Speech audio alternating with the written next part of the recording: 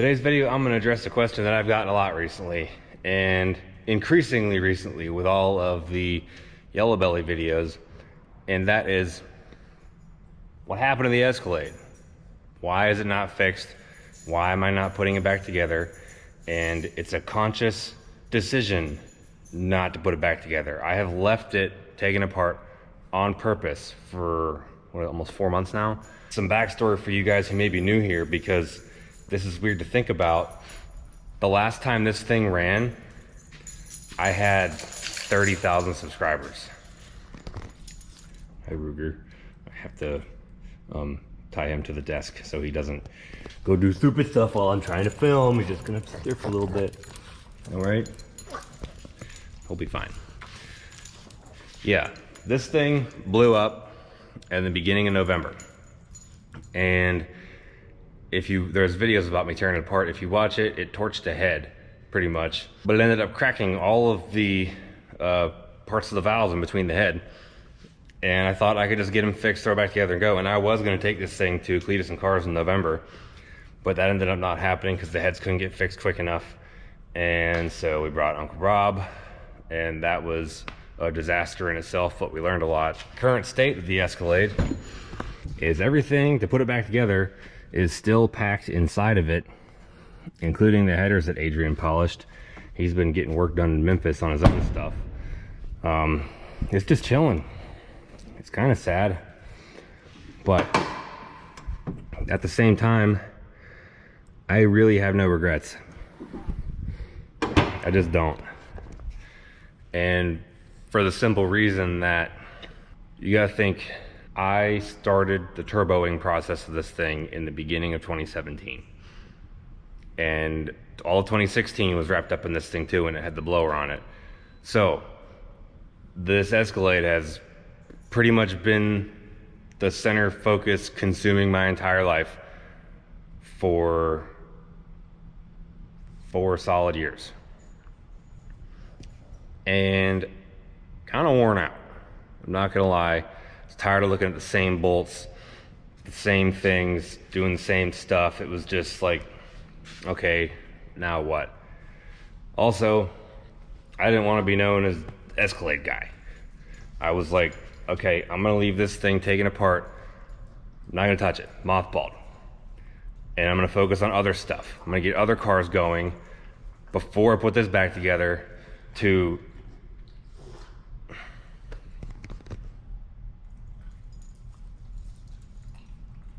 I'm just trying to explain stuff and you're over there choking on your dick. Like, can you not? I had to go put him in the office. It was too distracting. Anyway, yeah, I wanted to build other stuff, to have more stuff going. And yeah, it was kind of taking taking a step back to take 4 steps forward by leaving that thing apart. And I don't think that was the wrong move. The channel is more than double the size it was when that thing was my focus. And now I'm finally able to work on other stuff like the Monte Carlo, which in and of itself had been mothballed for 2 years because the Escalade absorbed my entire life. So I just thought it was time to shed the light on other stuff. As far as technical mumbo jumbo, why haven't I just fixed the heads? Well, they could be fixed, but they're gonna break. The castings are just not dense enough to handle the kind of horsepower that this thing is making now, and it's definitely not equipped to handle the power that it's going to make, because when it broke, I was roll racing a ZR1 Corvette that made 1,000 wheel horsepower, and from a 60 roll, and I went around him. I beat him, and he was out on me in the beginning.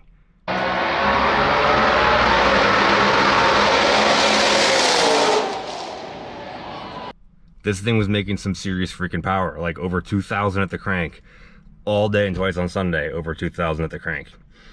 That's a lot. That's a lot to ask of a cylinder head casting, and the ones I had just couldn't hang. So I'm not gonna run those again. I'm gonna get different ones. I just don't know exactly when. I think I have something in the works, but with the weather last week, everything's delayed again, so they could be a month out. I don't know. I'm trying. I am putting pieces in play to get this thing put back together. I'm just gonna say it in all honesty with you guys.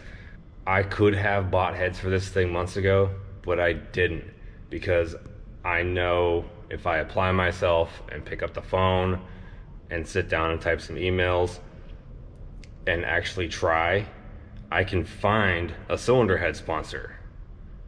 So why would I spend all that money on heads when I could, you know, use my brain and not have to spend that money on heads, and then take that money and spend it elsewhere? Like,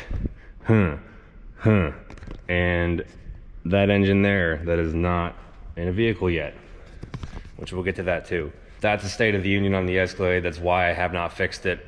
I just wanted to separate my own identity from Escalade guy, and honestly just take a break for a while. But it's coming back. I plan on doing race week with it. That's my main thing, is you know, putting pieces in play to get this thing put back together. And I'm gonna race it at Yellow Belly. I'm gonna race it at race week. It's gonna make an 8-second pass this year. You can freaking write that down. I'm doing it. Yeah, anyway, I'm gonna fill you guys in on the state of the union as far as the other projects go. If you haven't seen it before, this is Uncle Rob, the 2003 Yukon XL single turbo build. I'm actually working on that right now. I'm just doing the finishing touches, getting it ready for the dyno. Give you a little sneak peek here. Oh, it's got a downpipe now. You'll be able to see that in the next video. But yeah, that one's a single turbo build, like daily driver type example for someone to follow who's, like, you know, doing it at home with their stock truck. And it's gonna be fun. Nothing crazy, but fun. The Monte Carlo, as you saw, if you didn't see, go watch the video, the last video it was in the Monte Carlo playlist. Every single vehicle I have has its own playlist, so you can search and find things very easily that way. We blew it up real good. Put a new transmission in it, and we broke the tail shaft off after literally like 2 miles. So it's just sitting here, broken. And you're probably wondering, well, why haven't you gotten a new transmission for? Why haven't you gotten it fixed? As of right now, the tentative plan is, you know, I love suspension as much as the next guy, but if you're watching this video, I know you care, and, you know, your reward for caring about what's going on here, not just wanting to see things happen, but you're here for actual information, I'll let you in on some things. The Monte Carlo, the current plan right now is to put a manual transmission in it. But everything's backordered right now, so I'm waiting. But that thing, that's gonna be a lot of fun. I really, really, really wish they would be on backordered, because I wanna drive that car so bad. It just hurts to look at, just sitting there all pretty like that, and I can't do anything with it. But when it's ready, it's gonna be tons of fun. Now, how about this thing here? The Blueprint 632. 10.35 liters of naturally aspirated big block awesomeness. What am I doing with it? You're probably wondering that too. I just come back here with this freaking 840 horsepower naturally aspirated motor ready to rip, and it's just sitting here. And I haven't said what I'm doing with it yet. Well, I got a little tidbit for you diehards out there. I got a really nice 1993 Suburban that I'm going to pick up after I finish Uncle Rob. That's what it's for. Shh. We don't want those surface level viewers to know the secrets yet, because I'll do like a video with, you know, all the suspense and whatever. But I know if you're here, you care, and this information is important to you, so, you know, you're in the inner sanctum now. Welcome to the club. Now, I don't want you to get jealous here, but I just noticed something pretty cool. All right, keep your eye on this pedometer here. I'm gonna unlock the door. Whoa! Dang! Let's see how fast we go. No, we can get it. No, can't go 50. I tried.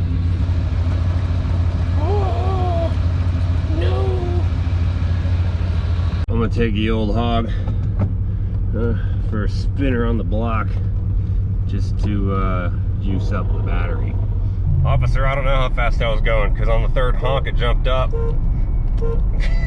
That one's gonna be a lot of fun. I'm just kind of accumulating parts for it. But I gotta finish Uncle Rob before I open another can of worms, because then I would have 4 freaking vehicles that do not function. That doesn't work. Not gonna fly. So once Uncle Rob gets finished, I go get the old 93 Uncle George is his name, and I'm probably gonna road trip that back to Texas and get started on it, hopefully within the next few weeks here. So that's kind of the recap on my personal vehicles. Another one you're gonna be seeing on here, this black and red truck I mentioned before, is Ashtons. He's a tech here at 777. It's a turbo truck. It's gonna be doing some cool stuff too. It's got a 4.8 in it right now that blew up. We sent it to the moon in the name of science, and he just got a 5.3 for it. I think he's gonna open it up, you know, gap the rings, some stuff like that, and you know, it's got like a school bus 4L85 in it. Really, really basic. It's pretty much the same formula that Uncle Rob is. So these two are gonna be some GMC companions there. You gotta pull the motor, get the converter out, and take it to the converter place so they can like bend the fins or whatever and bump it up a little bit, because like he doesn't even want to buy a converter. He wants to stall up the one that's already in there.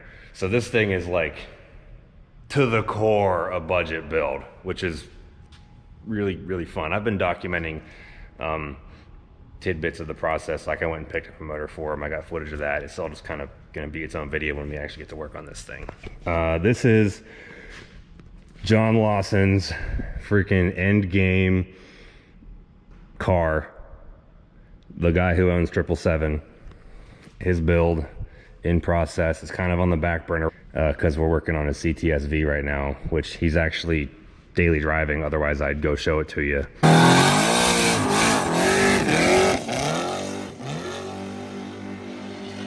But you've seen it in my videos before. This thing's got like a billet AccuFab Billet Coyote block, new GT500 heads, these like forced inductions 88s. This is a serious freaking car. It's still IRS. I have no idea what the timetable is on this, but eventually it's going to run, and it's gonna make like freaking 3,000 or 4,000 horsepower. I don't even know, something just insane. Now this thing here is not a employee car, it's not a project car, it's actually a 777 customer car, but it's so freaking cool. I just want to show it to you. It just looks awesome. And wait till you see what's under the hood here.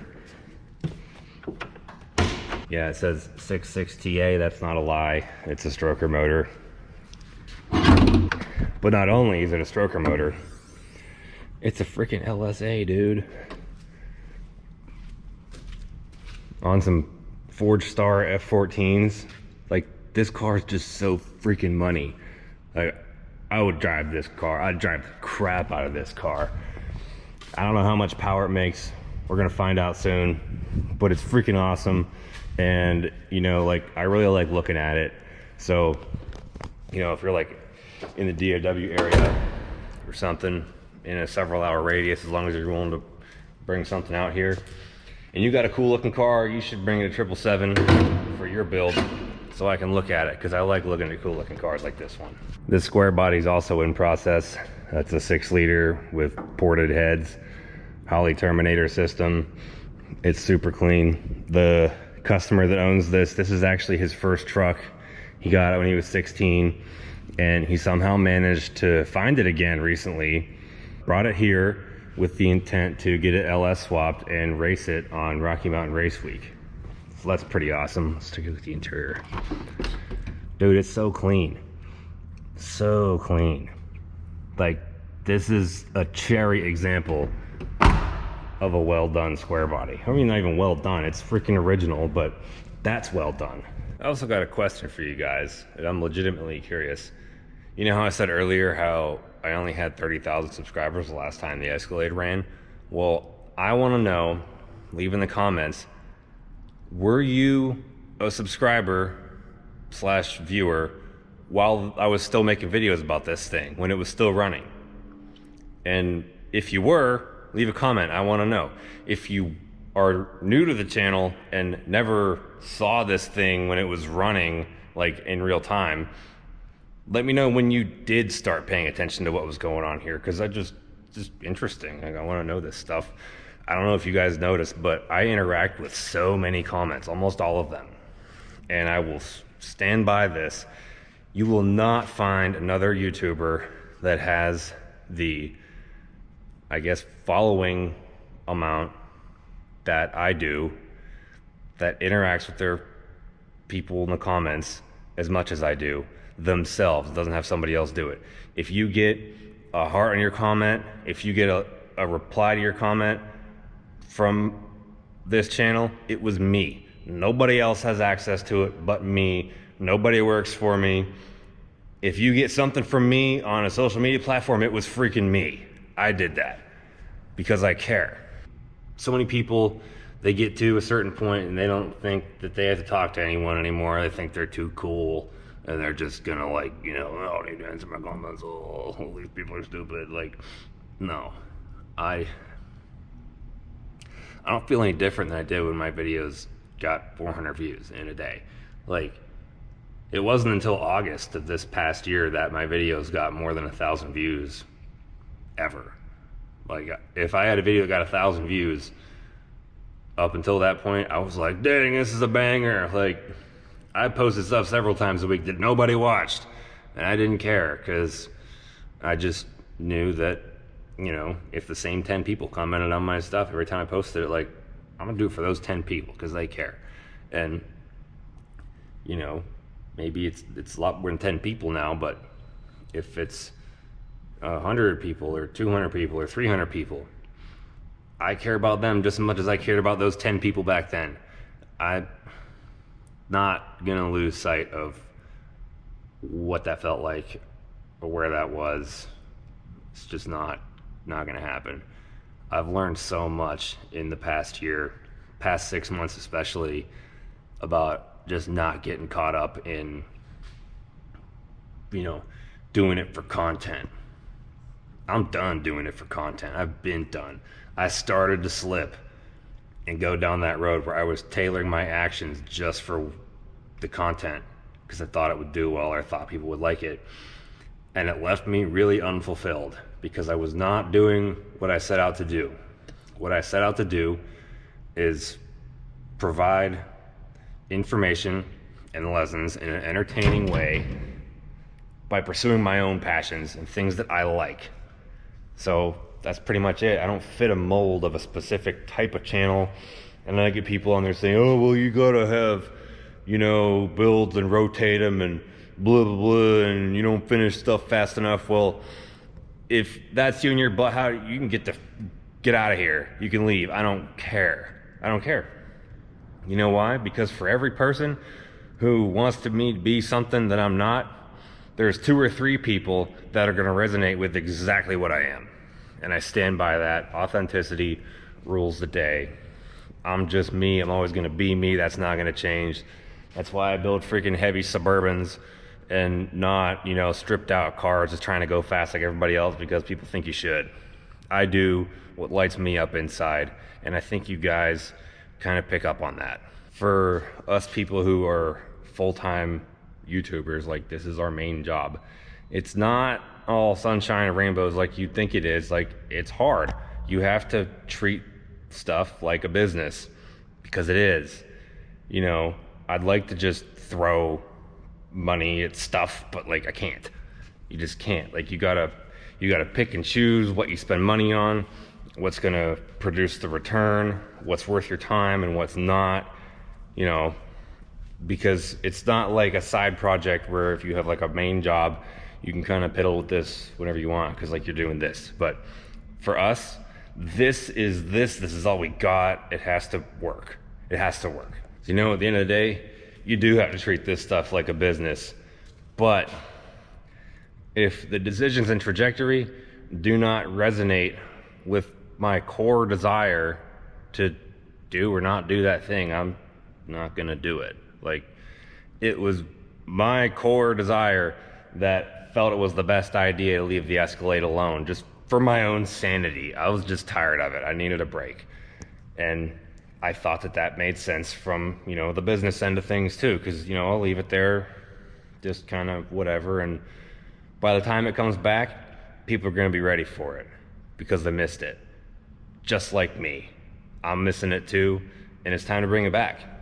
That's just how it works. Everything's got to be in alignment for things to go smoothly and to continue making progress. There's just a lot to this. A lot. That I don't really think you can understand unless you're doing it. But I think that's kind of how a lot of things are. There's a lot of things I'm still learning, and I think it's always going to be that way. Always learning. I always want you guys to be learning when you're watching stuff too, because the last thing I want is for somebody to spend 20-30 minutes watching one of my videos. Whether or not they were entertained or not is irrelevant. If they can't look back and say, I gained something from that time, either a new piece of information, a new way to look at things, something like that, something productive. If you can't pull something like that from something I posted, I didn't do my job. I don't want to be the reason somebody wastes a part of their day. I want to be a productive part of your day. That's my goal. I know I've rambled about a lot. If you watch this whole thing, I know you care. So that's why I do it. I appreciate that you're here. And if you see me in person somewhere and you say something and you think I'm ignoring you or I'm being a dickhead, I'm not. I'm just not used to being approached because, like I said before, I don't feel any different than I did when 400 people watched my video. So when I get recognized places, it's still kind of weird for me. And I don't know how to handle it, so I just am weird because I'm weird, basically. With that being said, I did add 3X hoodies to the pre-order list on my website, Stapleton Auto Works. Go check it out. Got some cool stuff on there now. I'm wearing the flag shirt right now, which is this one. And we got the Transmission Destroyer and the OG Escalade, which that shirt, when I'm out of those, I'm out of them. I'm never ordering another one of this style again. That's the first t-shirt I ever had made. It's been, you know, first time I got those was, you know, middle of 2019, running around with the streetcar takeover stuff. It's an old design, but it's the OG and it always will be. Also, there's a random shirt option where if you purchase a random shirt in your size, you'll get a random shirt. Save some money. And I got stickers. Freaking sweet. Look at these stickers. These sticker sheet. Same guy did these who did the ones for Cooper. Project Prime. He's an awesome dude. Really killed it on here. You got 5 stickers. It's the good quality kind. Not the kind of stickers that'll, like, you know, turn into mush if you put them on the outside of your truck window or something like that. These are the nice thick ones that are meant to take a beating. Next time I post a video, it'll be an Uncle Rob video, and it'll be ready to drive. You can sit on that one.